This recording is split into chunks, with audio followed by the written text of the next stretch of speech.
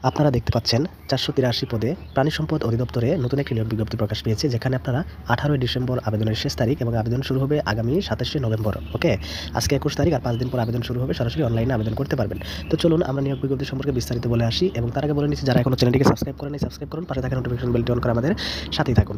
আমি আপনাদেরকে বলতেছি, এখানে শুধুমাত্র একটি পদে আপনারা আবেদন করতে পারবেন। পদটির নাম হচ্ছে ভেটেরিনারি ফিল্ড অ্যাসিস্ট্যান্ট VFA। বেতন স্কেল 10,200 থেকে 24,680 টাকা, অর্থাৎ গ্রেড হচ্ছে 14তম গ্রেড। ওকে, তার আগে বলে নিই, এখানে এই পদটা স্থায়ী না অস্থায়ী সেটা আমি আপনাদেরকে বলে নিচ্ছি। ওকে, এখন বাংলাদেশের প্রকৃত নাগরিকের মধ্যে থেকে যোগ্যতা সম্পন্ন প্রার্থীদেরকে আবেদন করতে বলা হয়েছে। এখানে টোটাল পদ সংখ্যা রয়েছে, দেখেন 483টি। টোটাল পদ সংখ্যা 483টি, এবং আবেদনের যে যোগ্যতাটা রয়েছে সেটা হচ্ছে এখানে আপনারা দেখতে পাচ্ছেন। আমি একটু পড়ে শোনাচ্ছি আপনাদেরকে।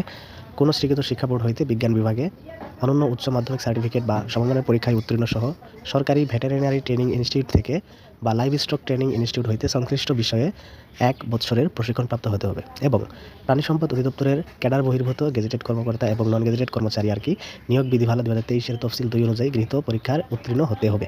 যাদের এই সকল যোগ্যতা রয়েছে তারা এখানে আবেদন করতে পারবেন। ওকে, তো আবেদন করার জন্য আপনাদের এখানে আরও অনেক নিয়ম রয়েছে, সেগুলো দেওয়া রয়েছে। ভিডিও ডিসক্রিপশন বক্সে চেক করবেন, এই সার্কুলারটাও দেওয়া থাকবে। সেখানে টোটাল আরও বিস্তারিত যা আছে এগুলো সবগুলো পড়ে নেবেন, আর আপনারা আবেদন করে নেবেন। 27 তারিখে আবেদনটা শুরু হবে। কীভাবে আবেদন করতে হবে সেটা মোবাইলের মাধ্যমে কীভাবে করবেন সেটাও আমি আপনাদেরকে দেখাবো। সো সে পর্যন্ত সুস্থ থাকুন, ভালো থাকুন, আল্লাহ হাফেজ।